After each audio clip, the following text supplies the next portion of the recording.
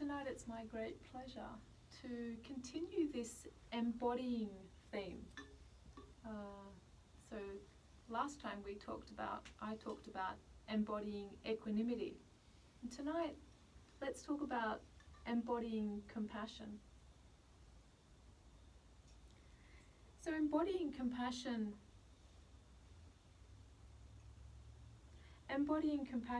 is a way of being. When we embody compassion, it's really a way of being. A way of being with our thoughts, our words, and our actions. And it's being with them in a more gentle, soft, friendly, appreciative type of way.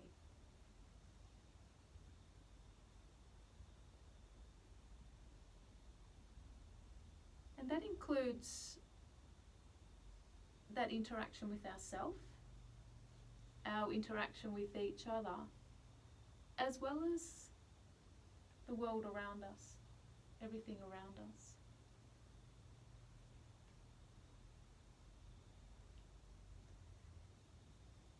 So the mantra that I sung before, Loka Samasta Sukhino Bhavantu, illustrates this really beautifully. May all beings be happy. May all my thoughts, words, and actions contribute in some way to the happiness of all beings. So we're talking about that compassionate being, that compassionate response to ourselves, to others, and to everything around us that we connect with in our life.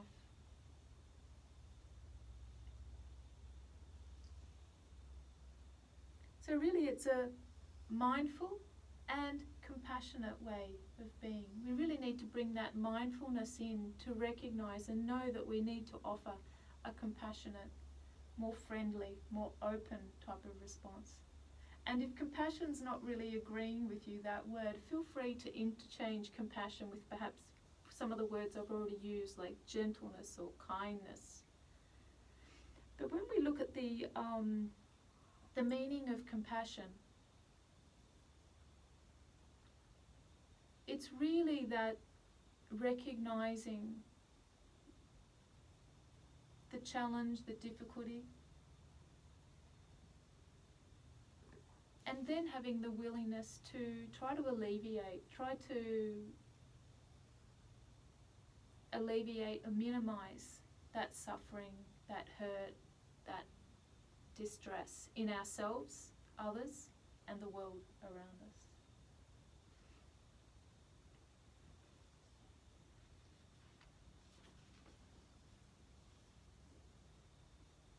So Buddhist texts describe compassion as the quivering of the heart. How beautiful is that? So the quivering of the heart. And the ability to see the pain, to have capacity to see the struggles with these kindly eyes, with these kindly eyes.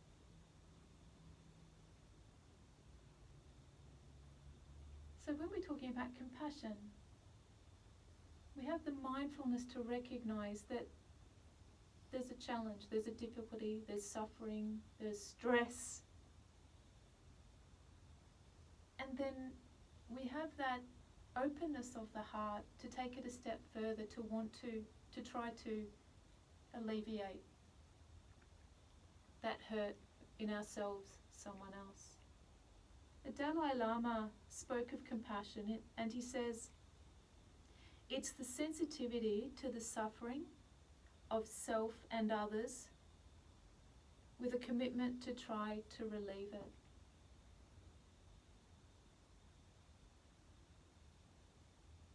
So I wonder in your life,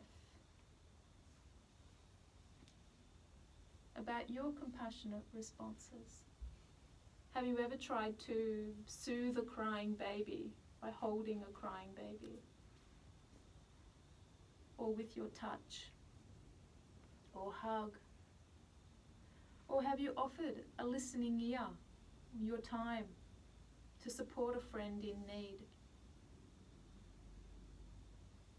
Or you might have written a card or a letter with some reassuring positive words to someone feeling down. Yeah.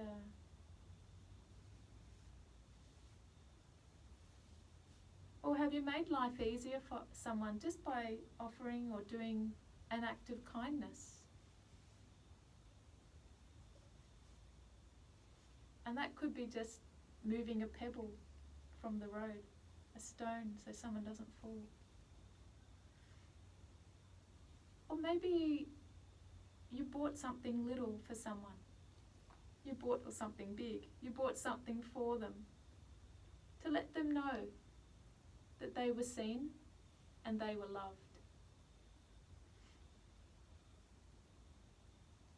Maybe you've got your own examples in your life of how you express compassion and love. Can anyone relate to any of that? Have you, pop your hand up if you've ever in your life offered some compassion, some kindness? Yeah.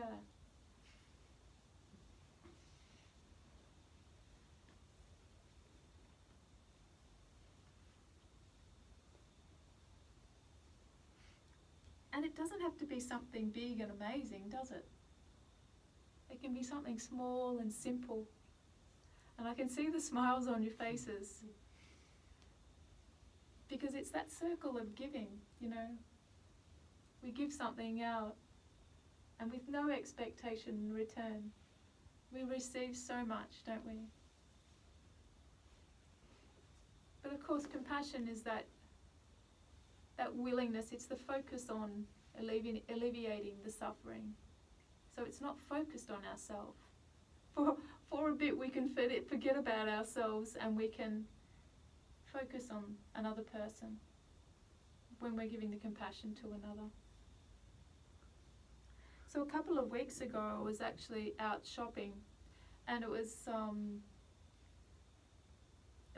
during this rainy period. It's been raining here for about a month, hasn't it? So there's been quite a few people, you know, around the streets that perhaps didn't have anywhere else to go. And I saw a couple of people, and I sat with them. I asked if I could sit with them.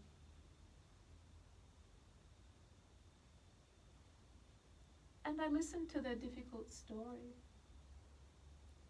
And you know, it's really not that different to our own difficulties and our own struggles. We're all at times feeling down or sad, disappointed, fearful.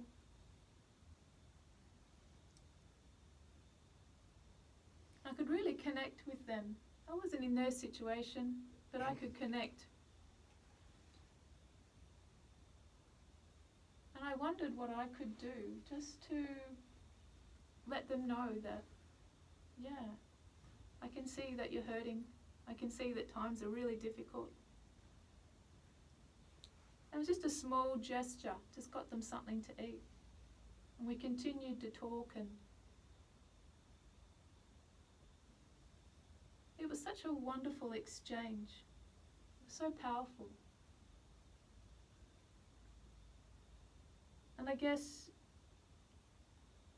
you know, there was that connection and unconditional caring from strangers. And I just walked away just so much lighter, so much happier, and they kept all calling out to me, thank you, see you again.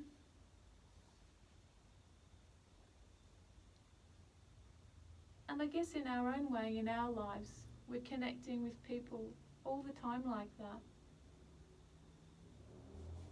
in ways that we don't even know that other people appreciate.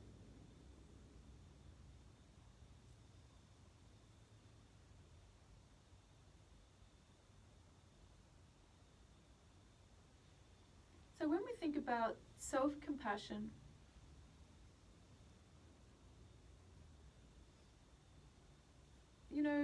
in our meditation before, we could see that the body is a great way, a great tool, a great anchor to the now.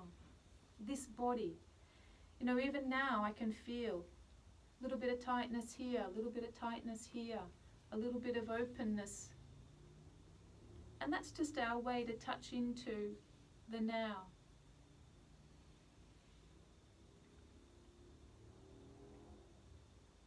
So when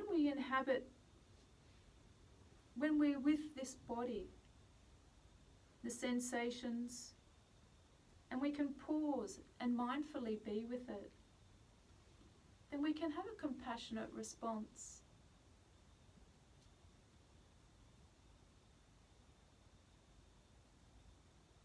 We can have that compassionate response to ourselves.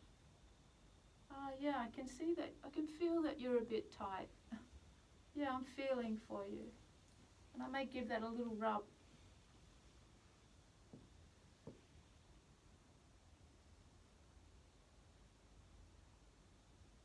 Can we also notice when we feel uncertain, we feel worried, we feel stressed? Can we then too offer ourselves a little bit of compassion? Maybe sometimes it's easier to offer a little bit of compassion and understanding to our physical body, but what about our thoughts and emotions? Can we offer a little bit of softness and understanding? Yeah, feeling really sad. Yeah, I feel hurt, whatever that might be.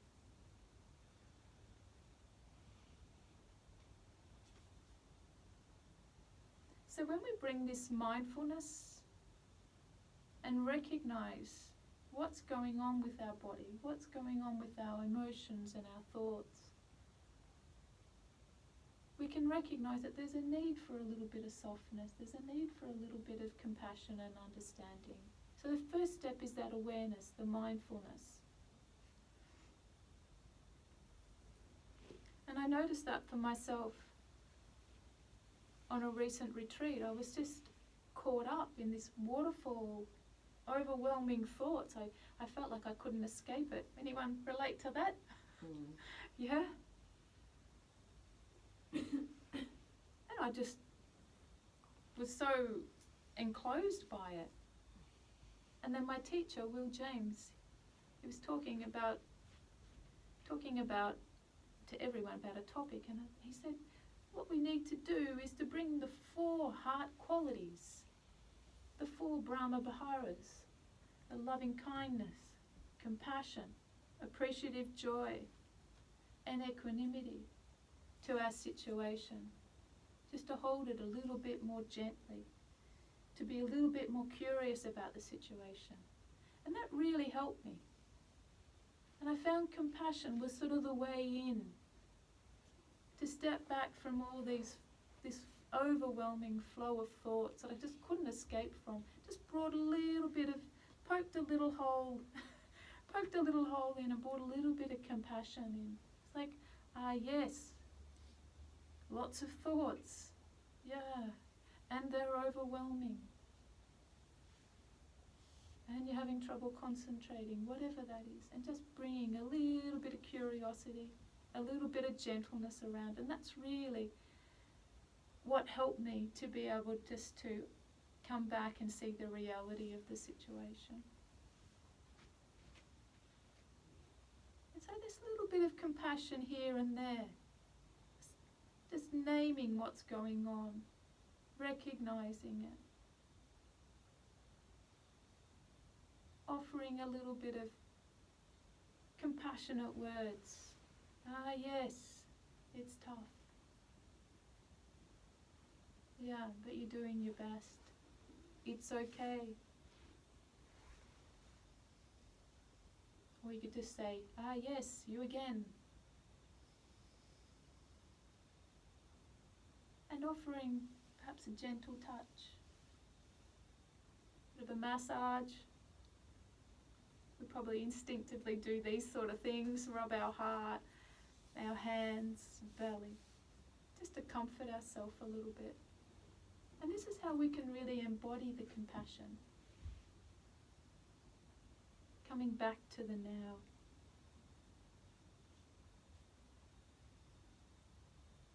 Because I think we all find it so much easier to be compassionate to somebody else. It's easy to be compassionate to our partner, easier to be compassionate to our partner or our children, a total stranger, maybe, than ourselves. Yeah, I find that a lot. People often say it's easier to offer a little bit of kindness to somebody else than myself. And sometimes we just don't think we're worthy of it. Or in my situation, I just didn't have capacity to bring compassion in at that time. I could only bring a little bit in at a time.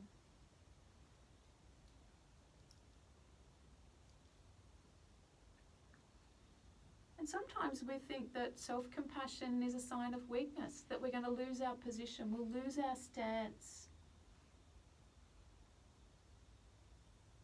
lose my grounding if I start to bring in compassion.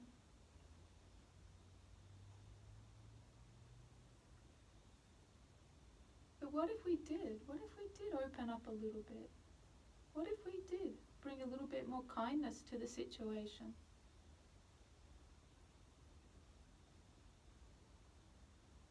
Maybe you're thinking of an example now where we're probably holding a firm position.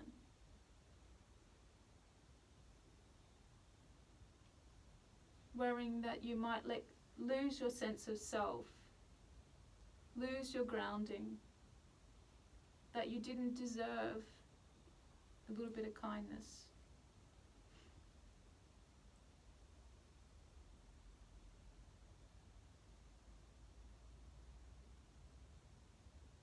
What if when we just created that space, we just paused? And that in itself is an act of kindness, compassion to ourselves.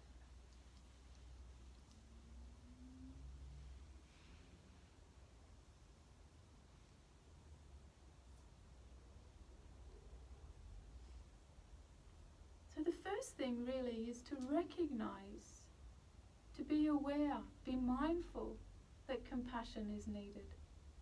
That's the first step. Compassion to ourselves, compassion to others, compassion around the world. And then take action. Do something. Small or big, doesn't matter. With the intent, the purpose to alleviate the suffering. That willingness to allow a little bit, allow that hurt, allow that sadness.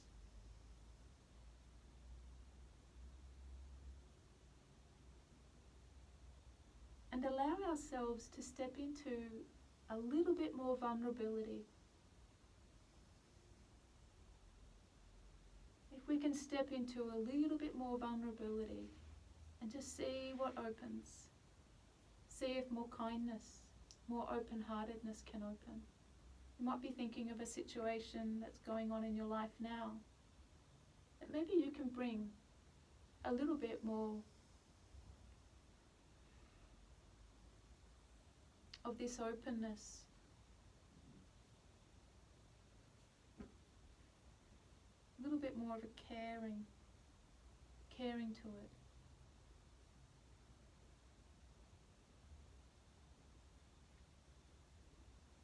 And as I mentioned before, what was helpful for me was some calming, reassuring words, physical touch. And research does show that calm voice and calm, reassuring touch is very helpful, is very compassionate. Yeah.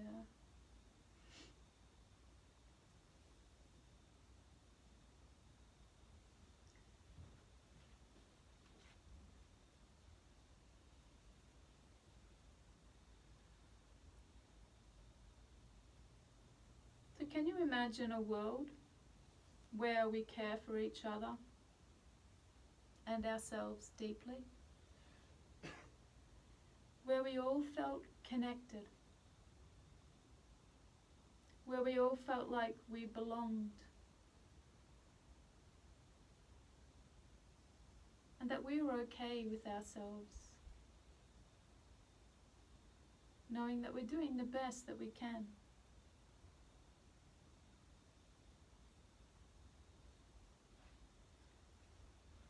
Can you imagine a world where our past didn't define who we are? And that it was merely a series of cause and effect, cause and effect, dependent arising in Buddhism. Just cause and effect playing out.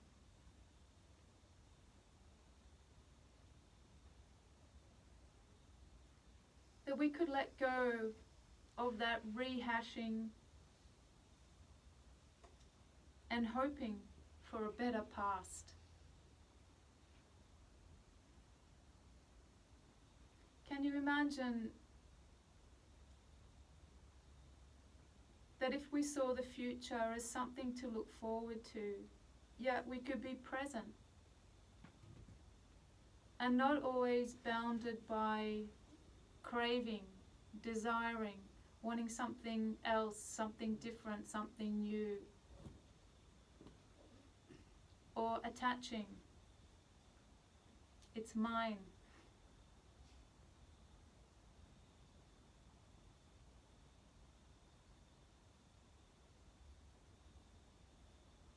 That we could understand that things arise and pass naturally. That all things are impermanent.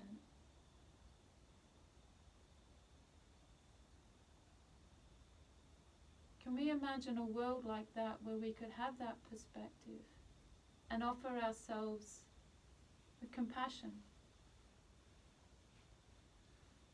for when we fall into that wanting, desiring, attaching to?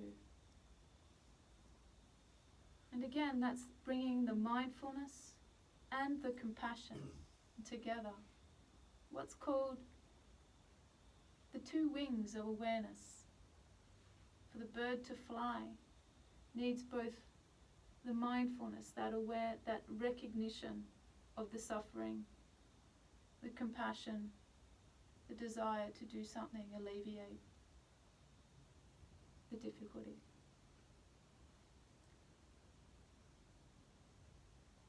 And in closing, I'd like to share something from my teacher, Tara Brach. Tara says, in Buddhism, it's said that the heart of Buddhism is compassion. The heart of Buddhism is compassion. And the heart of compassion is compassion for the life that's right here now. I'll say it again. And the heart of compassion is compassion for the life that's right here.